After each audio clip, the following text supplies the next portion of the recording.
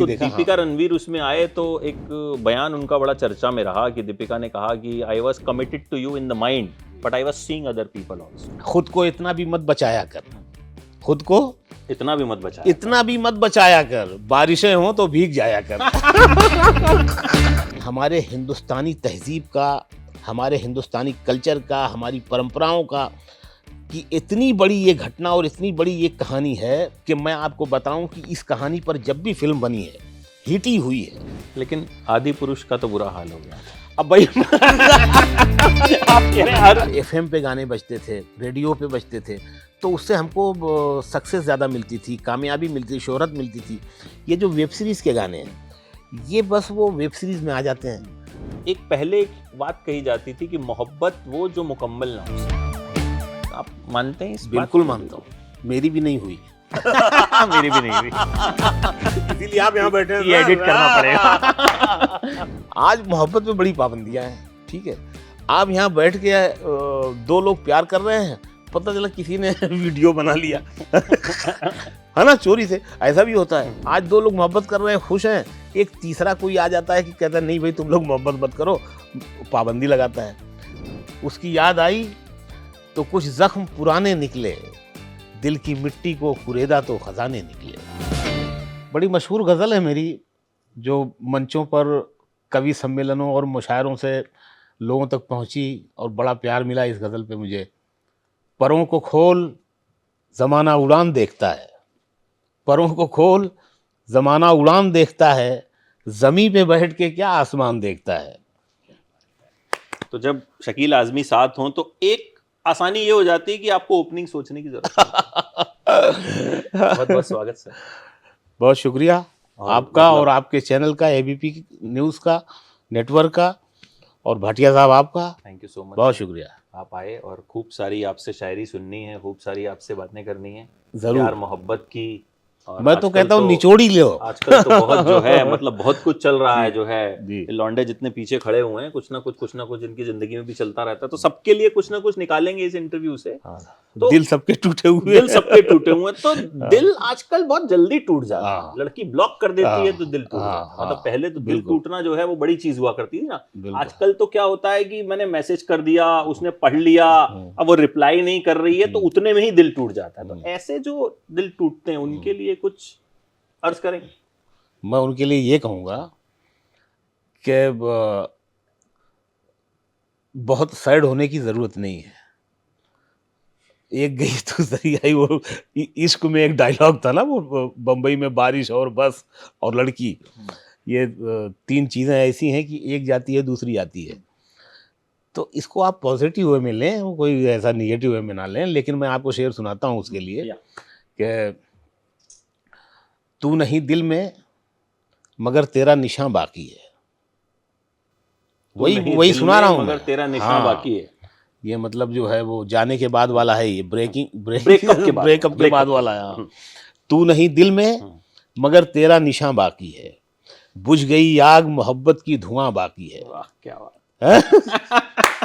नहीं अभी और बाकी है। अच्छा अभी और बाकी। दो शेर और इसके सुनिए आप, मजा आएगा आपको।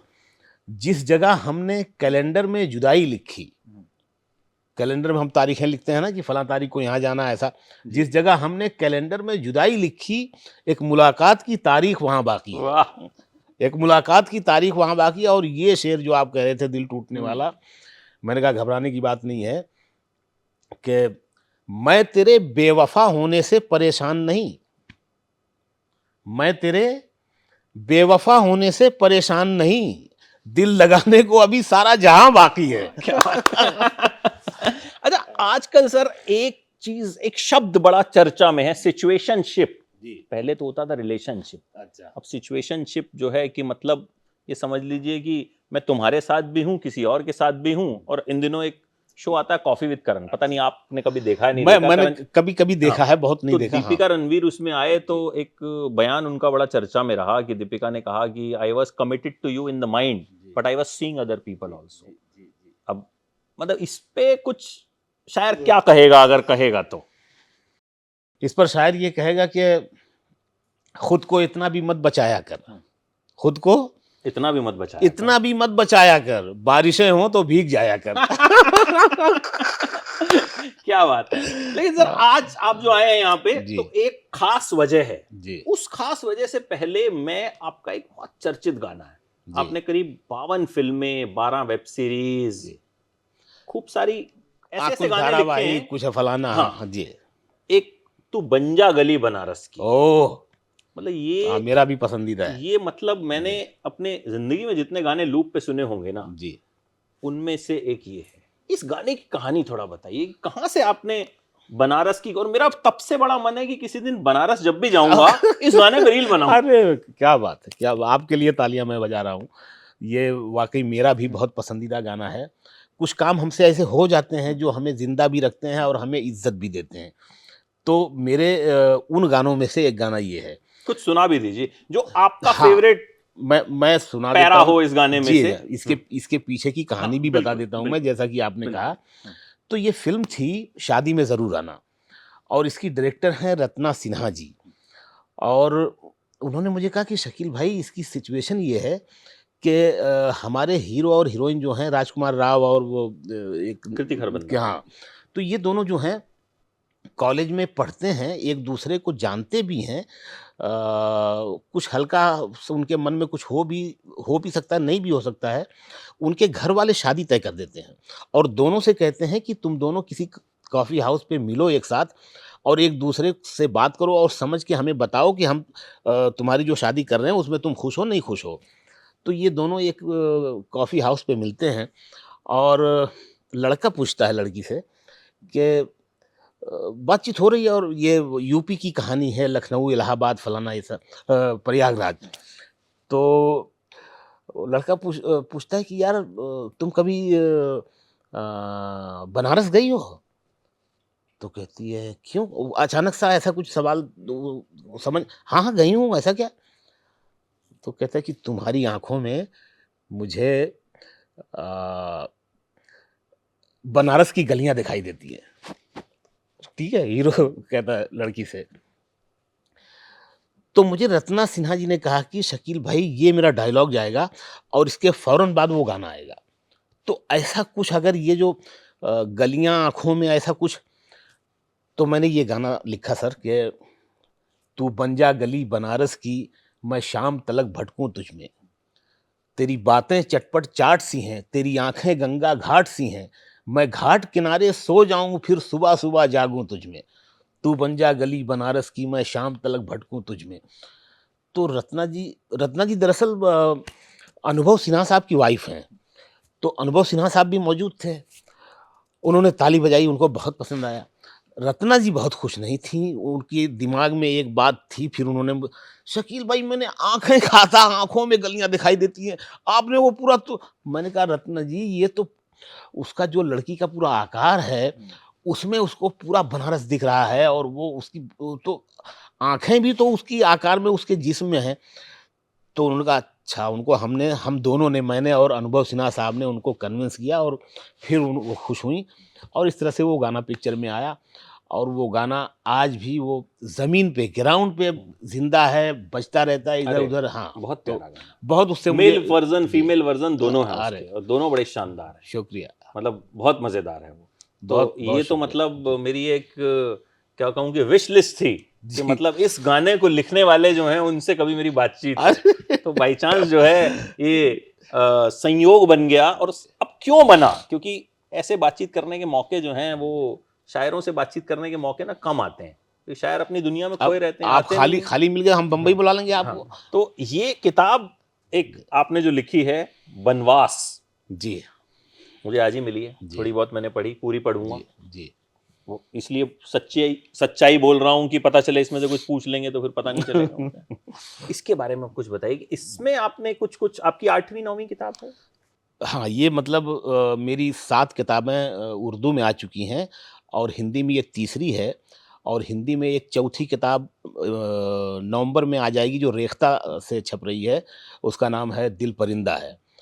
और एक किताब उर्दू में और आ रही है, आग से बिछड़ा धुआँ। तो ये सारी किताबें मिल के 12 हो जाएँगी।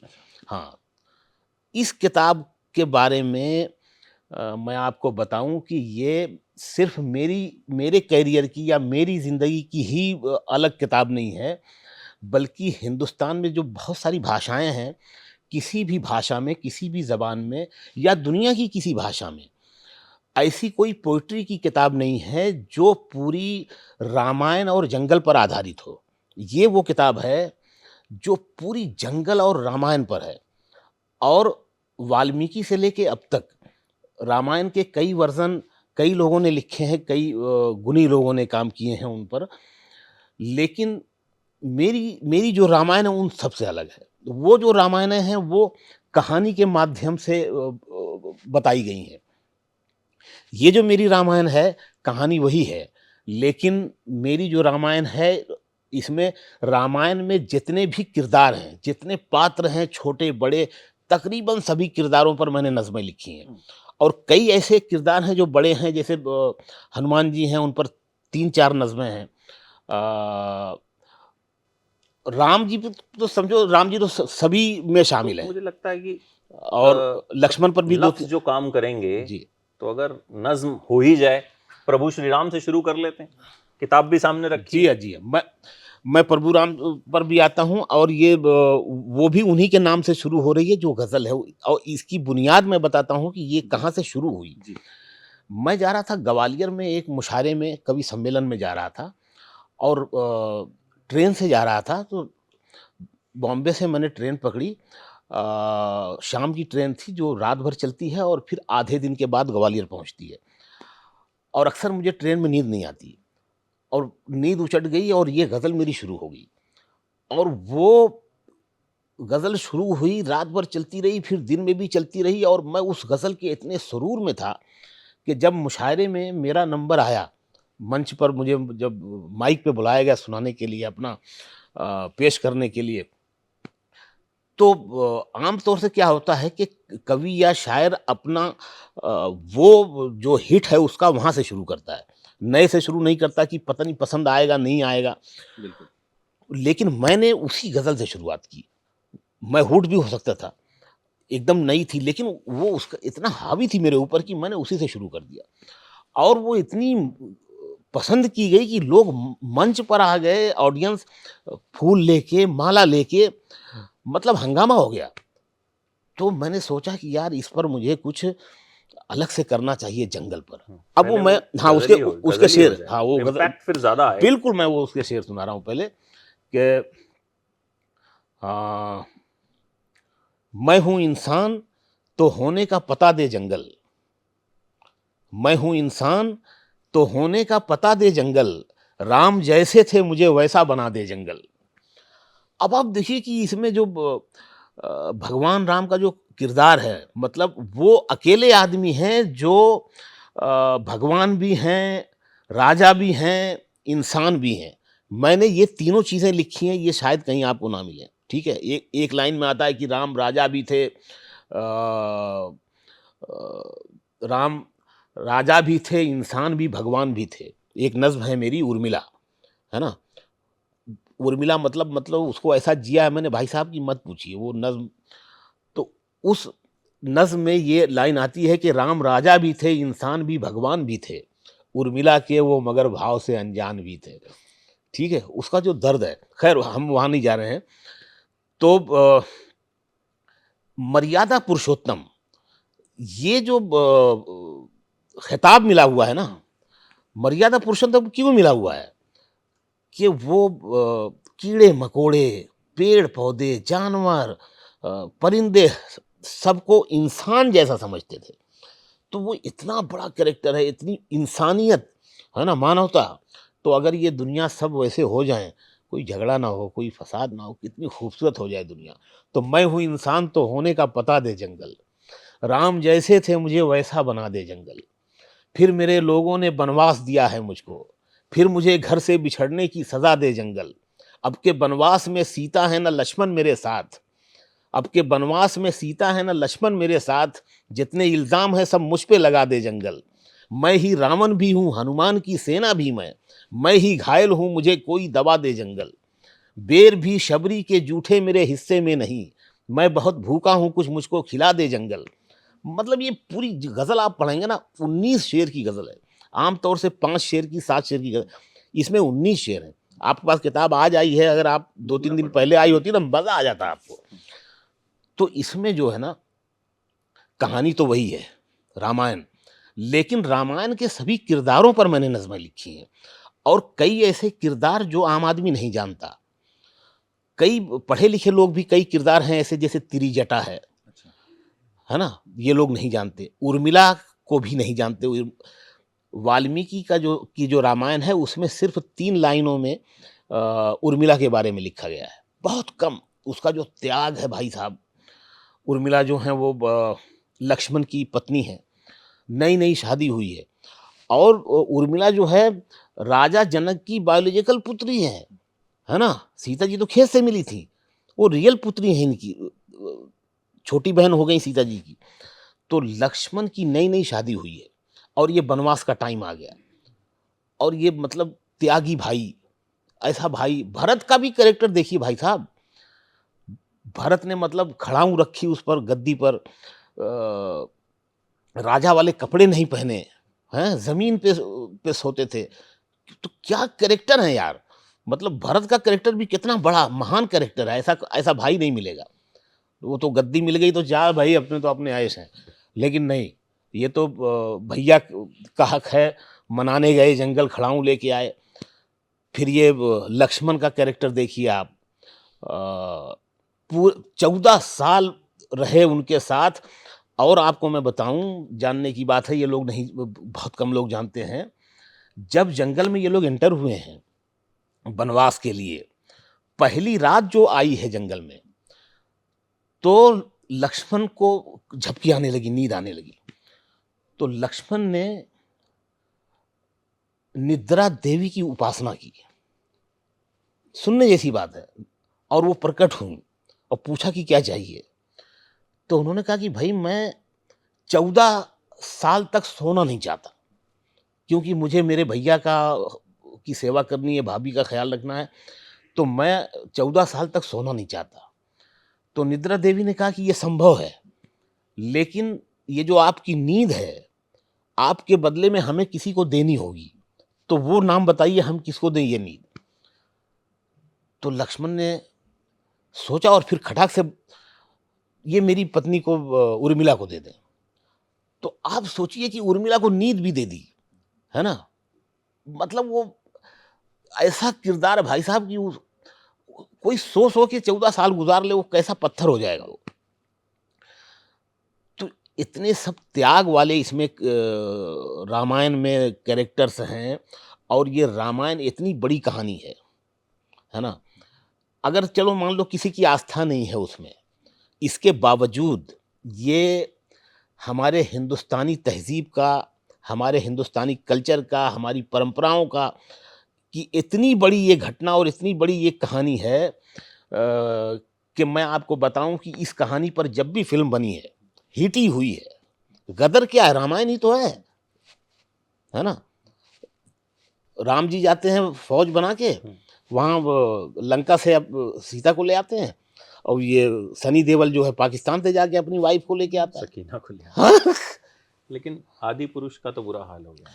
अब भाई आप कह रहे हैं हर फिल्म हिट रही है, लेकिन ऐसा नहीं है। मतलब अब उन लोगों का जो हाल हुआ वो मतलब अलग ही था। मैं उस पर कुछ नहीं टिप्पणी करना चाहूंगा। नहीं, मैं पूछ भी नहीं रहा, वो तो आपने जिक्र किया तो मैंने कहा मेरे दिमाग में आदि पुरुष आ गई। मैंने वो फिल्म भी नहीं देखी, तो ठीक से मैं उस पर बात नहीं कर पाऊंगा। आपने अपने जीवन के करीब 3 घंटे जो हैं बहुत बचा लिए।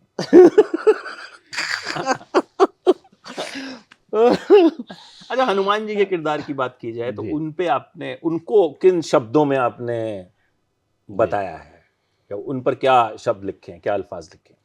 सर, जैसे हनुमान जी को पवन पुत्र कहा जाता है, मैंने हवा का बेटा लिखा पहली बार, है ना। बात वही है, लेकिन किसी ने ऐसा नहीं लिखा होगा। पवन पुत्र कहे जाते हैं, हवा का बेटा मैंने पहली बार लिखा है, और उन पर मैं कुछ पढ़ के सुनाऊं अगर आप कहें। अरे बिल्कुल बिल्कुल बिल्कुल, पढ़ के सुनाइए आप। तो नहीं है, मैं आज आप ये तो एडिटिंग होगी ना, तो ये सब निकल जाएगा ना, ये जो हम रुक गए जरा। वैसे मैं तो फास्ट बोले जा रहा हूँ। आप बोलिए ना, कुछ एडिट नहीं है। अच्छा, एकदम अनएडिटेड इंटरव्यू। अरे भाई मैं आपको पवन पुत्र सुनाता हूँ, जी। ठीक है। तलाश जारी है सीता की सब दिशाओं में, इशारे जितने मिले हैं सभी हैं दक्षिण के, जिधर जमीन पे फैला हुआ समुंदर है, समुंदर ऐसा कि जिसका कोई किनारा नहीं, समुंदर ऐसा कि पानी है सिर्फ पानी है। ये पानियों का सफर किस तरह से तय होगा, लखन हो, राम हो, सुग्रीव हो कि अंगद हो, सभी विचार में गुम हैं, सभी परेशान हैं, मगर दिमाग में हनुमान के कुछ और ही है, मगर दिमाग में हनुमान के कुछ और ही है।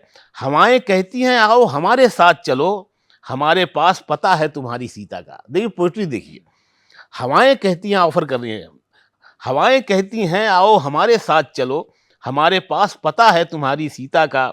घटाएं कहती हैं आओ हमारे साथ चलो, हमारे पास है चेहरा तुम्हारी सीता का। घटाओं में चेहरे बनते हैं, हमारे पास है चेहरा तुम्हारी सीता का। वो थोड़ी देर खड़े हो के यूं ही तकते हैं बिगड़ते बनते हुए बादलों के चेहरों को, उन्हीं में था कोई एक चेहरा जैसे सीता का, अभी अभी जो बना और बन के बिगड़ा था। उस एक पल में हनुमान को ये लगता है कि जैसे फूट पड़े हों बदन में पर उनके, कि जैसे उड़ने का मन हो रहा हो अंदर से। वो आंख मूंद के धरती से पग उठाते हैं, फिर उसके बाद घटाओं में खुद को पाते हैं। हवा के बेटे को बादल, हवा के बेटे से बादल कलाम करता है, उठा के हाथ समुंदर सलाम करता है। ये पूरी कहानी, और फिर इस कहानी के पीछे ये पहली बार हनुमान को लगा कि मुझे पंख लग रहे हैं और ऐसा हुआ है।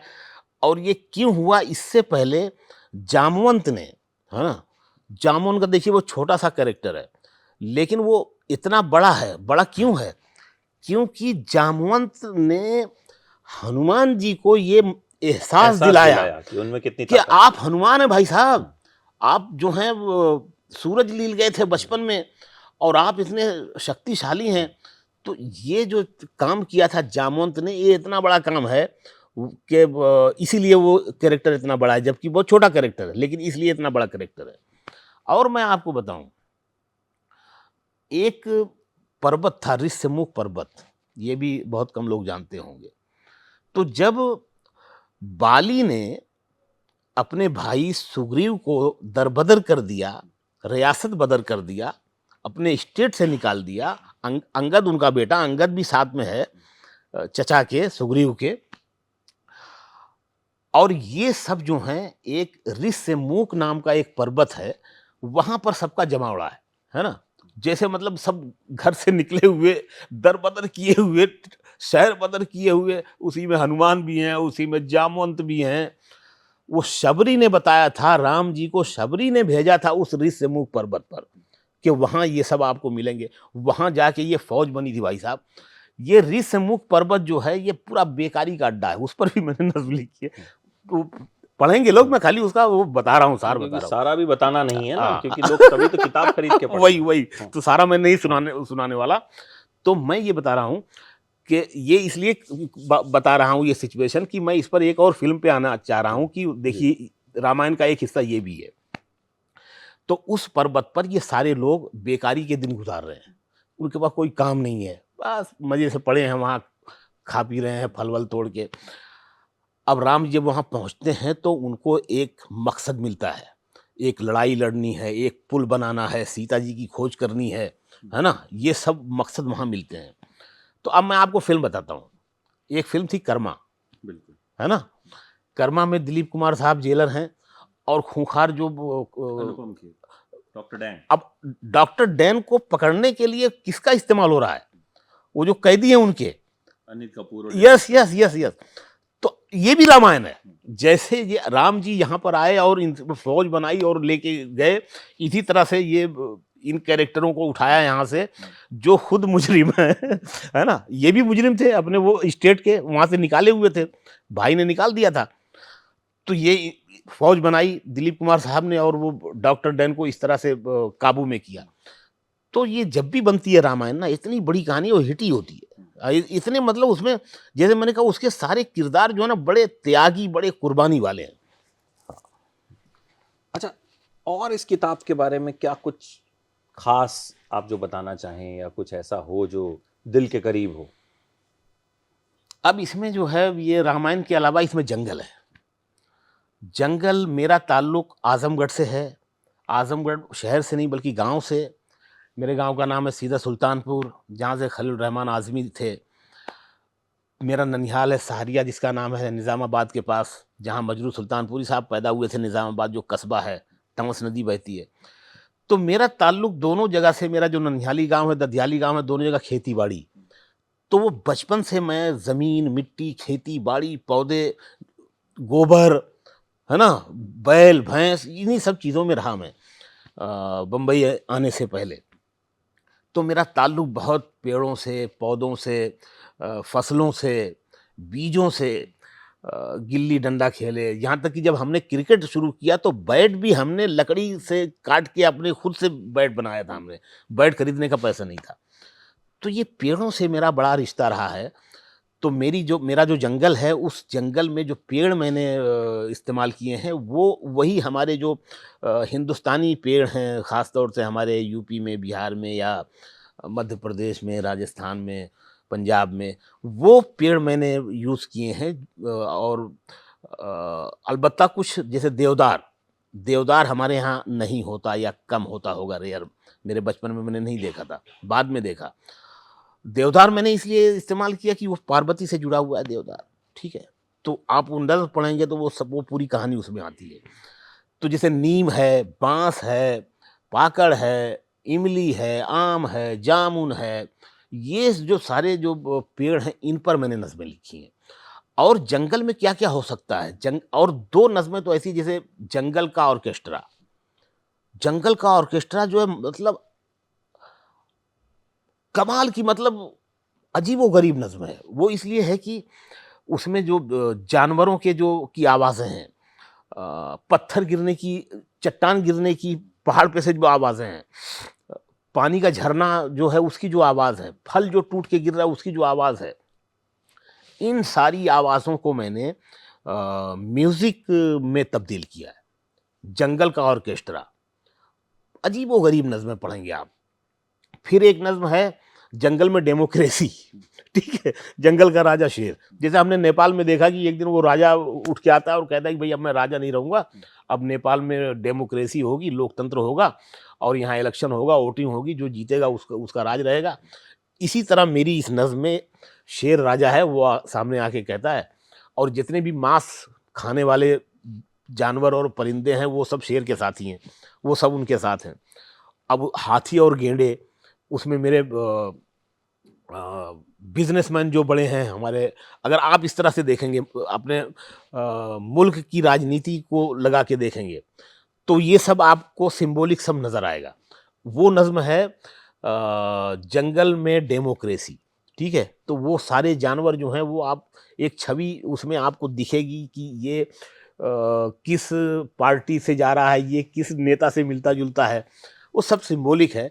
वो पढ़ेंगे तो आपको सब आइडिया होगा, वो अपने से समझने की ज़रूरत है। अच्छा, किताब पर मुझे लगता है कि अब लोगों को पढ़नी भी चाहिए। बिल्कुल, तो ये सारी चीज़ें अगर हम सब बता दें, हाँ, तो फिर फ़ायदा नहीं रहेगा।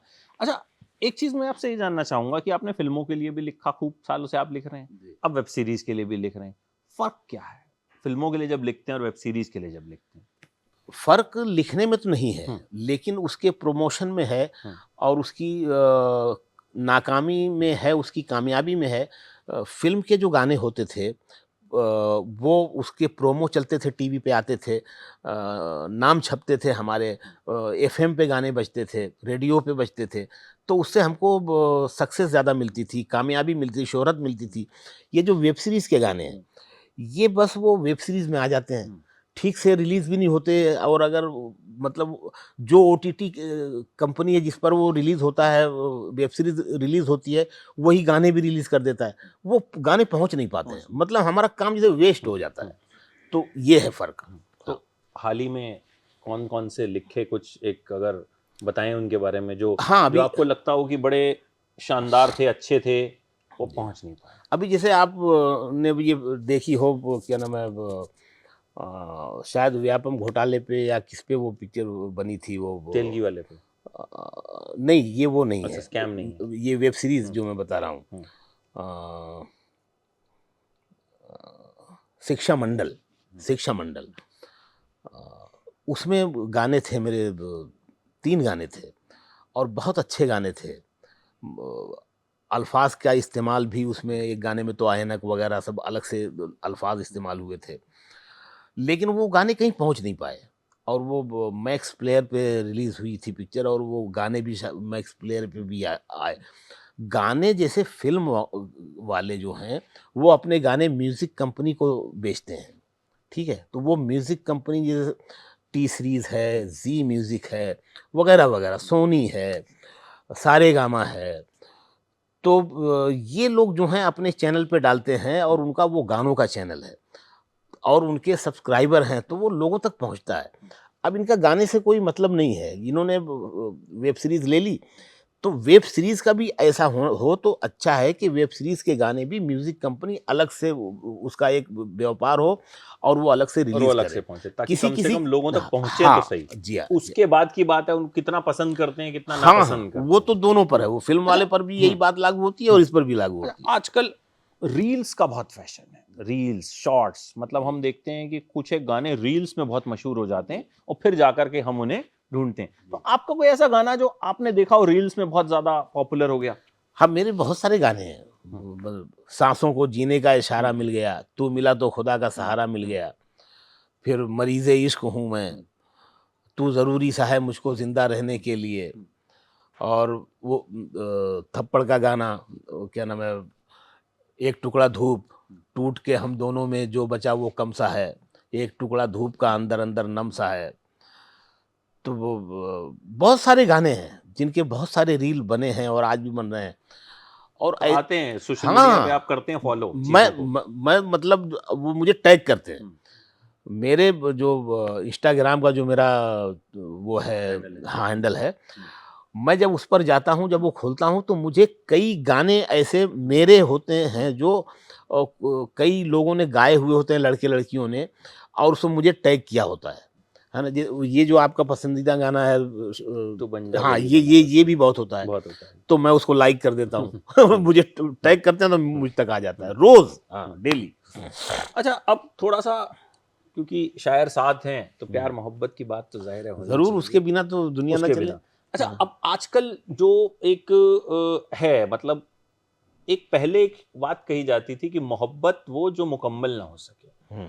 आप मानते हैं इस बात बिल्कुल को? मानता हूँ, मेरी भी नहीं हुई। मेरी भी नहीं हुई। इसीलिए आप यहाँ बैठे हैं ये सर। एडिट करना पड़ेगा। उस पे कुछ हो जाए मतलब। देखिए कि इश्क अगर मुकम्मल हो जाए तो इश्क है नहीं। नाकाम इश्क जो होता है वो आदमी को कामयाब बनाता है। मेरे शायर होने में, बनने में नहीं कह रहा हूँ क्योंकि शायर पैदा होता है, मेरे शायर होने में जो 2-3 बुनियादी वजहें हैं, उनमें एक वजह ये भी है कि मेरा इश्क जो पहला था वो नाकाम हो गया था। हाँ, तो उस पर एक शेर है कि अ,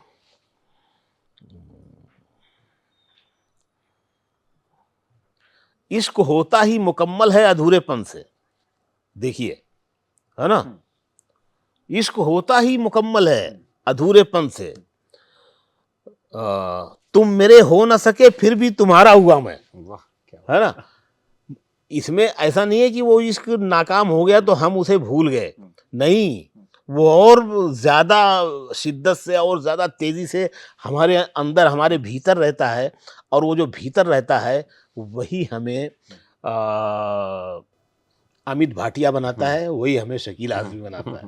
अच्छा, पहले हम जो प्रेम कहानियां सुना करते थे, मैं एक शो बनाते थे लव स्टोरी, देवानंद सुरैया, राज कपूर नरगिस, दिलीप कुमार मधुबाला, अमिताभ रेखा, मतलब हम वो कहानियां सुनते थे जिनमें बड़े सारे किस्से होते थे। मतलब आजकल तो खैर मतलब ये हो गया कि फलाने कैफे में दिख गए और फलाना ये हो गया। तो एक चीज और, जो आपको क्या लगता है कि मतलब वो जो दौर था और जो आज का दौर है, क्या बदल गया? अगर अगर एक शायर की नजर से या कुछ लफ्जों में अपने शेर के अंदाज से अगर आप बताएं। सर, ये जो इंसान नाम का जो प्राणी है ना, ये जब तक धरती पर है ये मोहब्बत ख़त्म नहीं हो सकती, क्योंकि उसके पास जो है ना, उसके जो शरीर में जो उसकी जो ये मशीन है शरीर की, उसमें जो पार्ट्स हैं ना, उसमें एक पार्ट दिल है। ये लोग समझते हैं कि जो दिल है, ये जो है ये खून सप्लाई करने के काम आता है। नहीं, खून सप्लाई करने के काम तो आता है, लेकिन इसके और भी काम है। ये जो और काम है ना, वहीं से शायरी शुरू होती है, वहीं से मोहब्बत शुरू होती है। ठीक है? तो ये जब तक इंसान धरती पर है, तब तक ये मोहब्बत ख़त्म नहीं हो सकती। लेकिन प्रॉब्लम ये है कि आज की जो आप कह रहे हैं ना, आज की तुलना उस अतीत से जो कर रहे हैं, उस वक़्त इतनी पाबंदियाँ नहीं थी मोहब्बत पर। आज मोहब्बत में बड़ी पाबंदियाँ हैं। ठीक है? आप यहाँ बैठ के 2 लोग प्यार कर रहे हैं, पता चला किसी ने वीडियो बना लिया। है ना? चोरी से, ऐसा भी होता है। फिर वो पता नहीं क्या मी टू और जाने क्या-क्या वो सब आ जाता है। तो लोग घबराते भी हैं मोहब्बत करने से। मोहब्बत तो करते हैं, लेकिन डरते हैं। ये डर पहले नहीं था। मतलब 2 लोग अगर मोहब्बत करते हैं, तो उसमें तीसरा आके कुछ कोई तीसरा कार्यक्रम लेके नहीं आता था। आज 2 लोग मोहब्बत कर रहे हैं, खुश हैं, एक तीसरा कोई आ जाता है कि कहता है नहीं भाई तुम लोग मोहब्बत मत करो, पाबंदी लगाता है। तो ये जो डर है ना, ये पहले नहीं था और आज ज़्यादा है, इसलिए लोग थोड़ा बच के गुज़रते हैं। एक चीज जो आज के यूथ को बहुत लगती है कि यार मैं तो जो है शिद्दत से मोहब्बत कर रहा हूँ, लेकिन सामने से वैसा रिस्पॉन्स आ नहीं रहा। उनके लिए कुछ? हाँ, वो हर मोहब्बत करने वाला ऐसे ही सोचता है, क्योंकि वो इतना शदीद हो, इतनी शिद्दत में होता है कि उसको लगता है कि दुनिया का सबसे बड़ा आशिक मैं ही हूँ। तो और वो चाहता है कि जितना मैं करता हूँ, उतना ही मुझे सामने से मिले या उसका उतना ही इज़हार हो। तो ये ज़रूरी नहीं है, कई लोग बड़ी खामोशी से प्यार करते हैं। उसके लिए शायर क्या कहेगा? बताते नहीं हैं, जताते नहीं हैं। उसके लिए शायर क्या कहेगा? अच्छा।